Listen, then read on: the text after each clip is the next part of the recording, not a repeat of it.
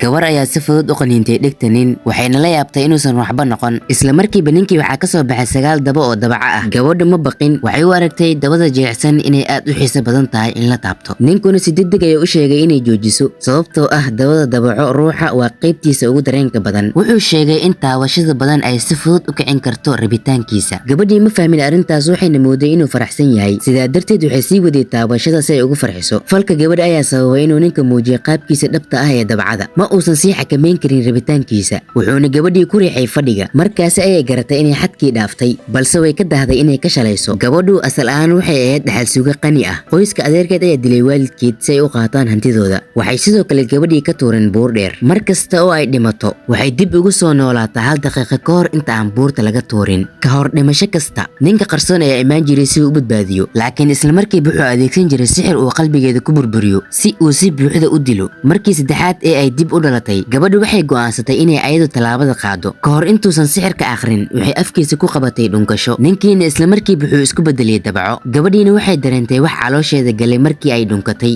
isla mar ahaantaasina way suuxday. ninka wuxuu ahaa dabaco boqor ah oo heer sare gaaray. wuxuu horey u ogaaday in gabadhu noqon doonto caqabadiisa jacayl, romantic tribulation. sidaa darteed ayuu rabay inuu dilo, laakiin dhunkashadii ayaa si kama ah ugu wareejisay gabadha qalabkiisii sixirka ee uu ku beeran jiray awoodiisa. ninku aad buu u carooday wuxuuna rabay inuu dilo. kaaliyihiisa ayaa xasuusiyey in haddii gabadhu dhimato qalabkii sixirka uu dhaawacmi doono, awoodiisana sidoo kale way dhaawacmi lahayd. sidaa darteed wuxuu go'aansaday inuu gabadha si kumeelo gaar ah ula baxo. markii ay tageen, waqtigii hakadka galay wuxuu ku noqday caadi. qoyskii adeerkan waxay u maleeyeen inay gabadha buurta ka dhacday oo dhimatay. ayagoo faraxsan ayay baxeen si ay hantida u dhaxlaan, laakiin gabadhu waxaa loo qaaday guriga boqorka dabacada. markii ay soo toostay waxay si cara leh u weydiisay ninka cidda uu yahay. waxay kaloo weydiisay sababta uu markasta u dilo. kaalayihii ayaa ugu digay inay si edeb leh u hadasho. wuxuu u sheegay in ninku uu yahay boqorka ugu sharafta badan ee dabacooyinka. gabadhuse waxay u maleysay inay been sheegayaan. waxay ku hanjabtay inay booliska wacayso haddii aan la sii dayn. kadib waxay aragtay muuqaal dabco oo ku dul muuqda madaxa ninka iyo bakayle ka dul muuqda madaxa kaaliyaha. markaasi ayay xaqiiqsatay inay run sheegayaan. cabsi darteed ayaa mar kale iskaga dhigtay inay suuxday. boqorka dabacooyinkan wuxuu amray in la jiido oo la dilo. ayadoo aad u cabsanaysa ayay istaagtay oo ka baryootantay inuusan dilin. wuxuu ku eedeeyey inay xaday qalabkiisii sixirka, waxayna sharaxday inay shil ahayd. waxa ayna ka ballan qaaday inay soo celin doonto. markuu weydiiyey sidee, waxayna mar kale isku duubtay ninka, waa ayna dhunkatay iyadoo rajeynaysa inuu qalabkiisa dib ugu soo noqdo. dadaal dheer kadib nothing happened, waxba ma dhicin. boqorka dabacooyinka wuxuu mooday inay si ulkac ah ugu ciyaarayso, sidaa darteed wuxuu mar kale kaaliyihiisa ku amray inuu dilo. kaaliyihii wuxuu xasuusiyey in haddii gabadhu dhimato qalabkii sixirkuna uu baabi'i doono.